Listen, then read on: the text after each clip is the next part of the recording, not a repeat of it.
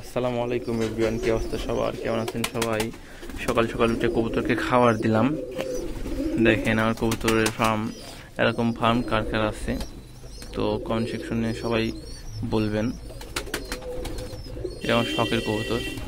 অনেক সময় আমার ফ্যামিলি থেকে বলে যে কবুতরগুলো বিক্রি করে দিয়ে খাবার খাচ্ছে, কবুতরের বাচ্চা উঠছে না, এই সমস্যা সেই সমস্যা। আমি এত সমস্যা ফেস করেও ঈদের জন্য এক্সট্রাভাবে টাকা জমিয়ে প্রতি মাসে খাবার কিনে নিয়েছি। যেমন ধরেন আজকে 2 মণ ধান, 1 মণ গম আর 2.5 মণ ভুট্টা একসাথে মিক্স করব।